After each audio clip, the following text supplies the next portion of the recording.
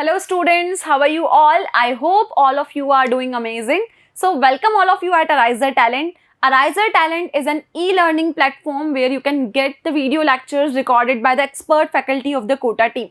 So in this website, or we can say that in this package, you will get the entire content, whether it is related to CBSE, NTSE, JEE and NEET.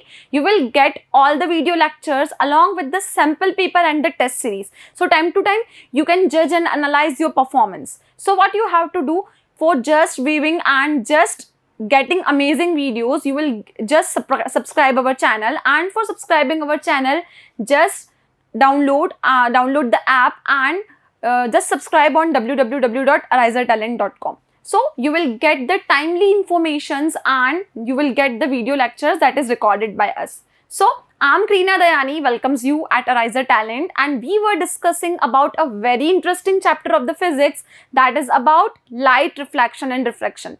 So in our previous lecture, we have seen the refraction through the glass slab, and we have discussed that what actually the compound slab is. Now, today we are going to discuss a very beautiful topic, that is about the total internal reflection, and almost most of the phenomena in our nature are actually working on this concept. So what we are going to discuss? We are going to discuss about the total internal reflection. So our topic is all about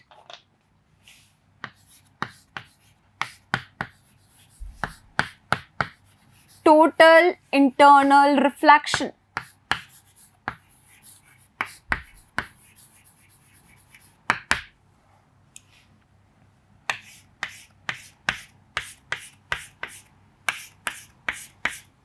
Now, total internal reflection. Total means entire. Internal means inside. And reflection means the reflection is going to take place totally inside only one medium.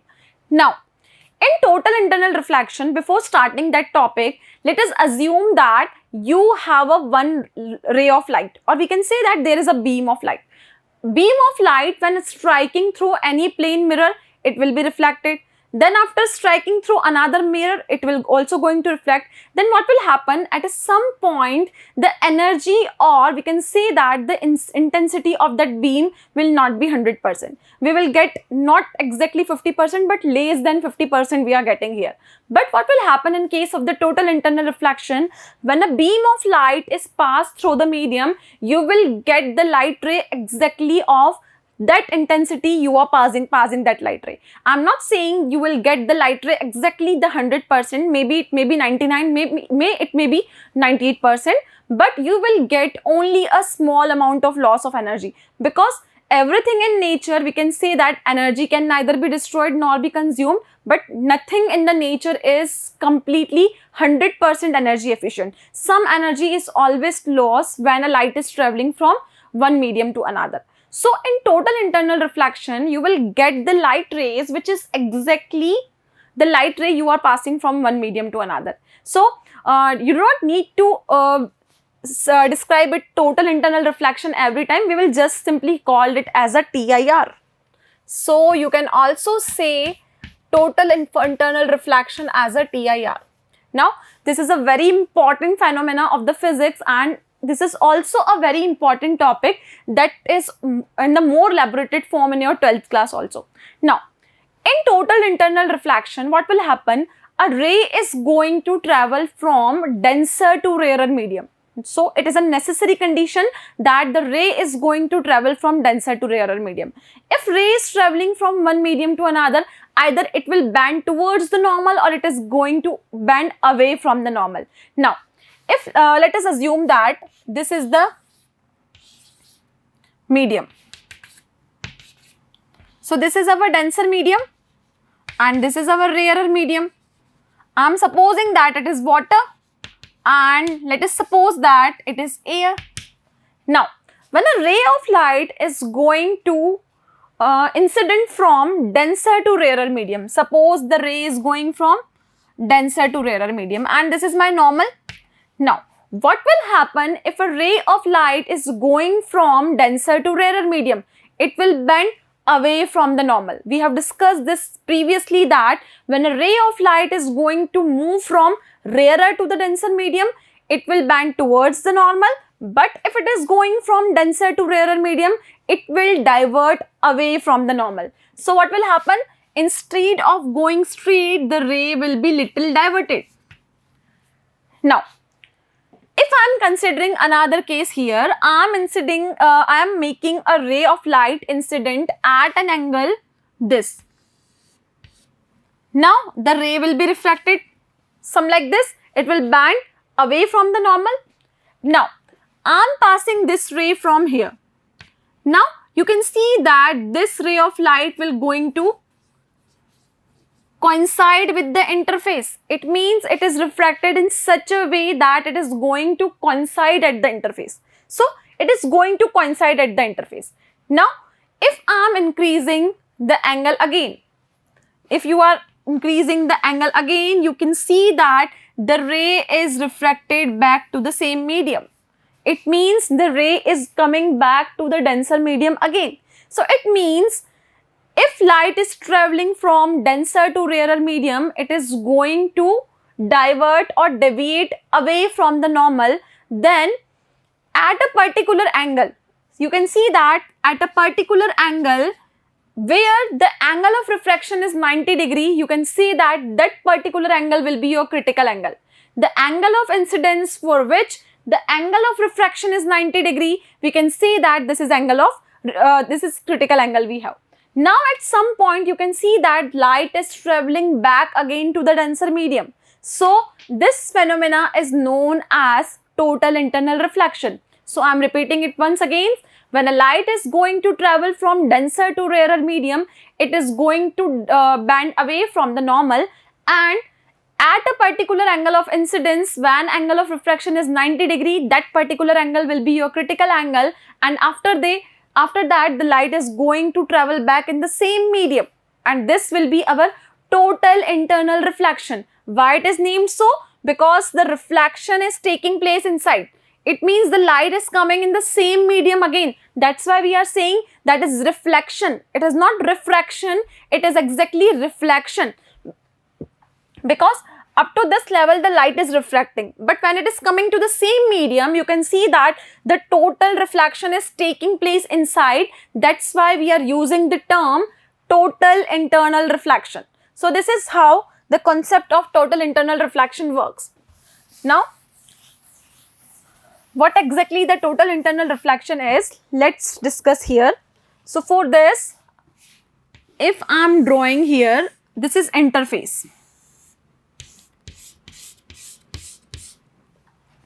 Now this is what? This is our first medium, that is our denser medium, and this denser medium is our water.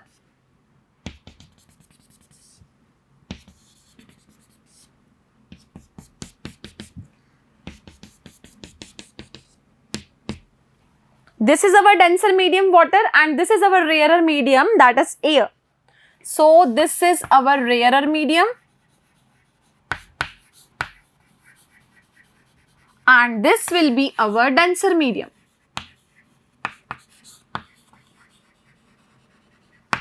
Now, this denser medium we have taken is water, and the air is our rarer medium, and this is our boundary of interface between two mediums we have. If I am considering that the refractive index of this will be mu1 and this will be mu2. So these are the refractive indices of both the mediums. Now, what will happen?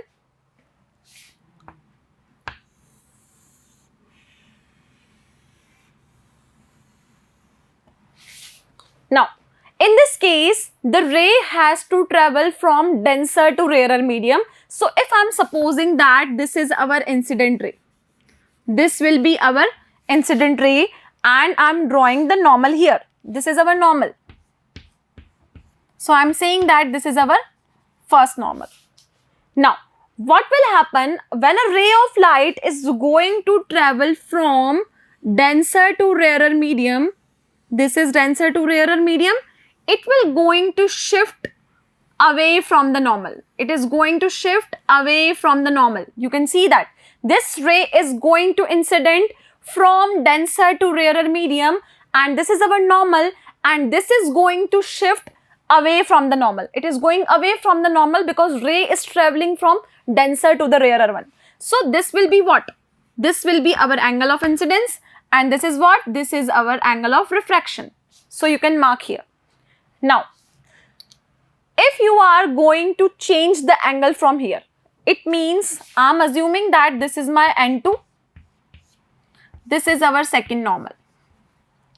So you can draw the diagram in more elaborated way. So I am extending this diagram up to this level.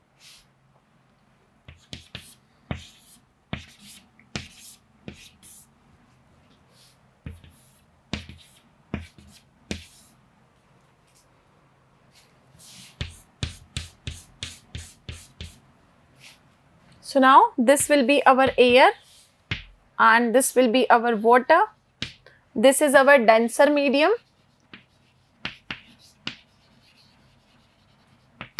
This will be our rarer medium.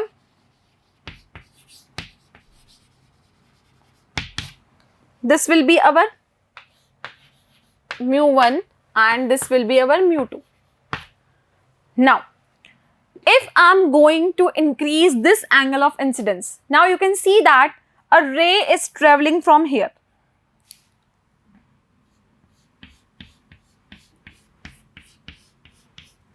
Now this is our angle of incidence. Now it is again going to deviate, or it is going to change its path and it will bend away from the normal. So again it is going to bend away from the normal. So this is how it looks like. This is our angle of incidence and this is our angle of refraction again. So this is first angle I1 R1 and this will be our I2 R2. So it is going to bend away from the normal. Now this is our N3. Now I am increasing the angle again. So we have assumed that the light ray is coming from here. If this light ray is going to travel from denser to rarer medium, then what happened to this light ray? It will going to bend away from the normal, and at the some point you will get like this. It will coincide with the interface. So this is our light ray and this is going to coincide with the normal.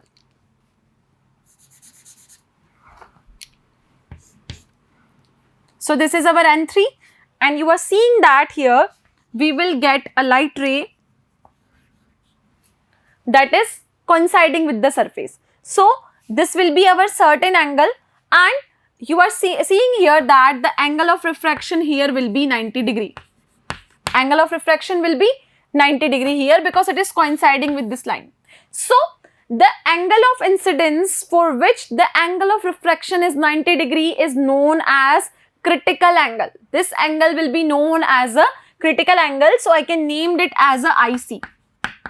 This is our IC. So here we are getting one term, that is critical angle. So what will be the critical angle? Critical angle is the angle for which the angle of refraction will be 90 degree. So the angle of incidence for which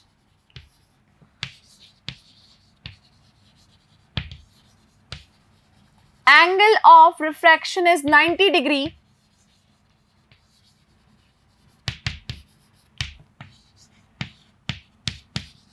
is called critical angle. So this will be our critical angle we are getting here. Now, if you are incident that light ray greater than the critical angle. So suppose now light ray is coming at an angle greater than the critical angle. So if a light is going from there. Now, if a light ray is going to strike here, I am drawing here the fourth normal. This is N4. So if light ray is going from here,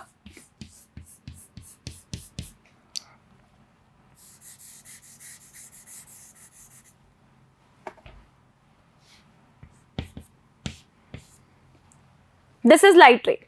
Now this light ray is following an angle that is greater than the critical angle. Now this light ray is incident at an angle that is greater than critical angle. Now what will happen? If an angle is greater than the critical angle, you can see that the light is going to go back in the same medium. Now after refraction, it is going to bend away from the normal. So this light ray will going to divert in this medium again. So this medium is our water we have. So this is our incident ray, and what you are getting here, you are getting here this ray. This is our refracted ray. So this angle here is greater than our critical angle. So what you have seen in this diagram, you have seen that when a light ray is incident, it will going from denser to rarer medium, it will going to bend away from the normal, and at a particular angle of incidence, the angle of refraction is 90 degree, that will be your critical angle. Now, if you incident that light ray at an angle greater than the critical angle, here we have increased the angle greater than the critical angle, the light is going to travel again into the same medium. It means the light will go back into the same medium. So this whole process is known as a total internal reflection. You can see that the reflection that is occurring is totally inside. It means up to this level you have seen that the refraction is occurring. Now at this level, the ray is going back to the same medium again. If the ray of light is not changing its medium, we can see that this phenomena will be total internal reflection, that is our TIR, and it is again a very important phenomena. So this will be our total internal reflection and this will be our reflected ray. Now, what statement you will write for the total internal reflection? So when a ray of light is passing from denser to rarer medium, then it will bend away from the normal, but the condition is angle of incidence must be greater than the critical angle. The angle of incidence must be greater than the critical angle. Then this whole phenomena is known as a total internal reflection. So a question can be asked in your exam that what is total internal reflection, what are the necessary conditions for it, and what are the applications of total internal reflection in our day-to-day life. Now we will deal with the conditions necessary for total internal reflection. So I am writing here the conditions. So we have conditions that are necessary for TIR.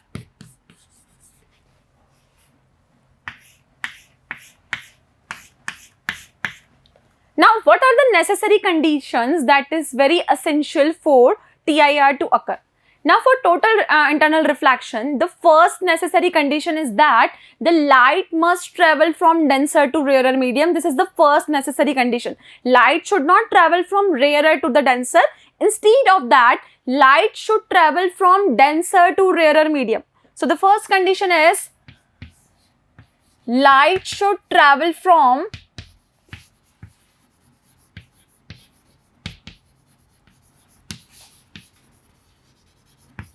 denser to rarer medium.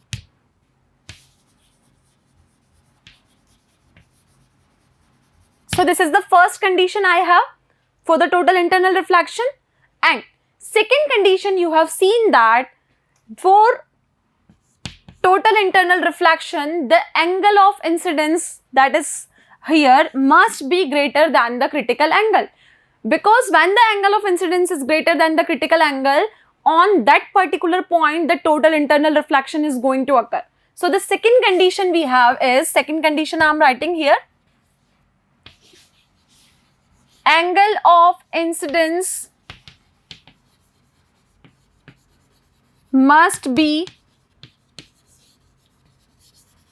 greater than critical angle. So this is the second condition we have for total internal reflection to occur. So this is the first condition, that the light should travel from denser to rarer medium, and the second condition is the angle of incidence must be greater than the critical angle. So this is the two necessary conditions that is very important for TIR to occur. So this question can be asked in your exam because it is a very important question, that what are the necessary conditions for TIR to occur. So this is all about the total internal reflection. Now what are the applications of total internal reflection? We will deal it now, but before that just copy this part from here. Now let's see what are the practical applications of total internal reflection in our day-to-day life.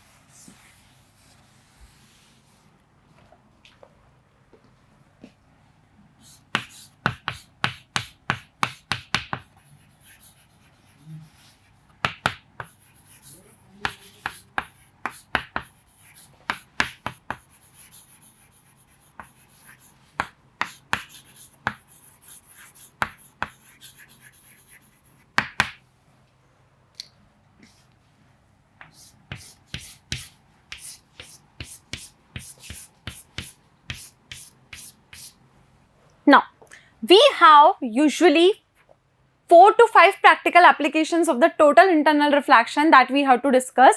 So, the applications are divided into, first one is Poro Prisma.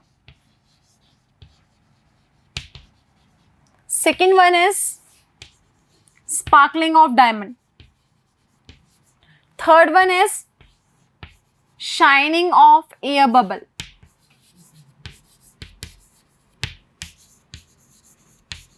And the last one is marriage. So these are the 4 applications of total internal reflection that we have to discuss now. This will be Poro Prism, sparkling of diamond, shining of air bubble in the water, and last one is marriage, which is again a very interesting optical illusion or optical phenomena. So firstly, we are starting with Poro Prisma. Now what is Poro Prisma?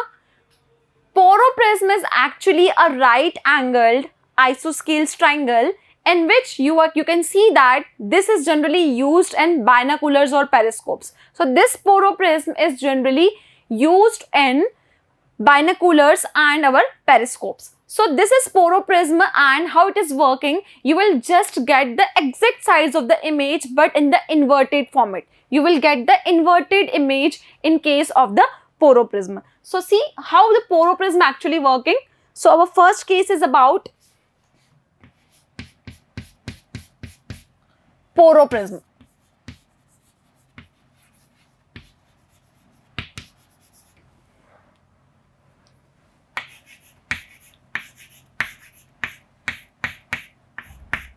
Now, this Poro Prisma is actually a right-angled isosceles prism. So, the first point about that Poro Prisma is, it is a right-angled isosceles prism. So, this Poro Prisma will be made up of the glass. So, glass is having a refractive index of 2.5. Refractive index of glass is 2.5. Now, if refractive index of glass is 2.5, you can find out the critical angle of the glass, and it came out to be approximately 41 degree. So, critical angle for glass is 41 degree approximately. Now, when a light ray is going to incident on that Poro prism, you can see that when an angle greater than critical angle exceed, light will going to suffer a total internal reflection, and that's why we will get the inverted image of an object. So see how the diagrammatic representation of this Poro prism looks like.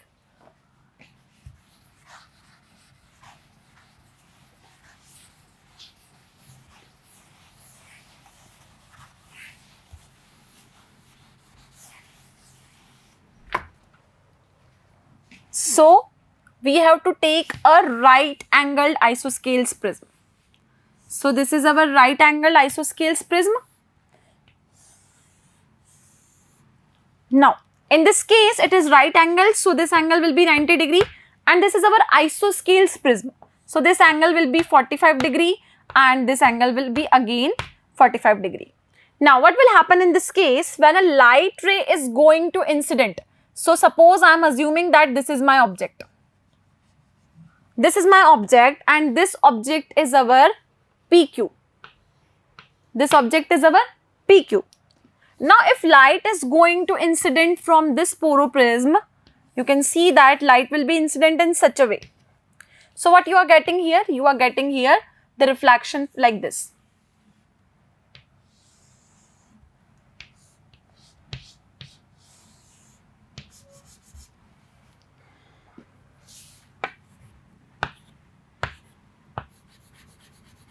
And we will get the image like this. So this is our PQ, and here we will get the inverted image that will be our Q dash P dash. So this is how the right angle isosceles prism is going to work, and this is our Poro prism which is actually used in our binoculars. So this is how it actually works. When a light ray is going to incident at an angle greater than the critical angle here is 41 degree. So if a light is incident at an angle greater than 41 degree, the light is definitely going to suffer a total internal reflection, and you will get the inverted image here exactly of the same size. Now one more diagram for this we have. So what will be that diagram? Let's see here.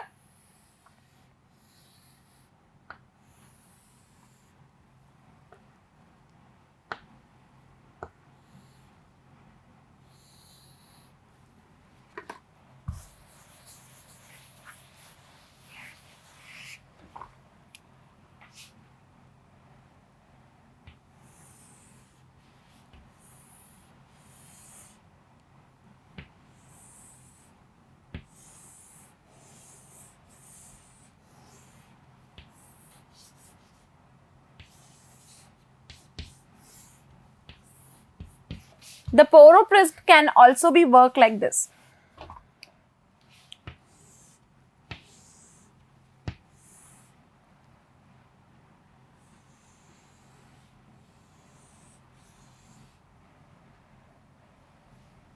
This can be named as ABC, and this can also be named as ABC.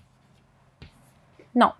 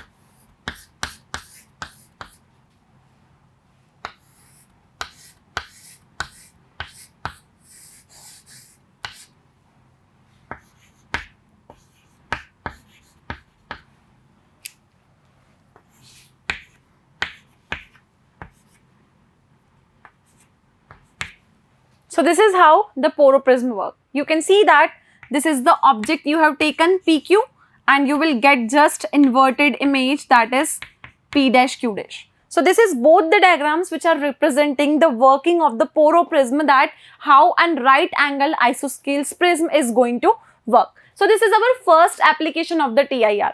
Now the second application of the total internal reflection is about the sparkling of the diamond. You have seen that the diamond has a maximum sparkling capacity and the shiny substance on the earth. But have you ever thought that why diamond is shining? So this diamond is having a shining just because of the total internal reflection. So the second concept is all about sparkling of diamond. So our second topic is about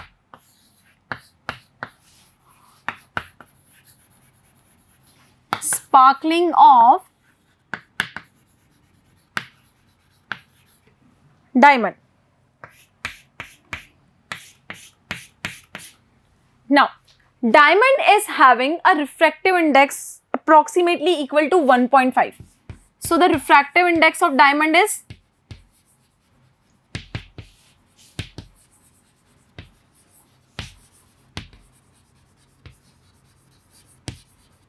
1.5. So if this angle is 1.5, you will get a critical angle exactly or approximately equal to 28 and 29 degree. So critical angle in this case will be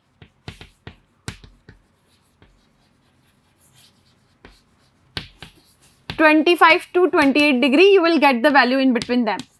So for refractive index of diamond having a value 1.5, the critical angle we are getting is approximately 25 to 28 degree. When the light ray is incident greater than this critical angle, if a light ray is going to incident at an angle greater than the this critical angle, you will see that the diamond will going to have a total internal reflection. You can see that the surface and the faces of diamond are made up in such a way whenever a ray is incident on it, it will undergo a total internal reflection and it will deviate in the different directions, and you can see that that's why we can have a sparkling in the diamond. So diamond is sparkling just because it is having a total internal reflection and its faces are made in such a way that every time light enters to it, it will undergo a total internal reflection, because its faces are designed in such a way that whenever a light is incident on it,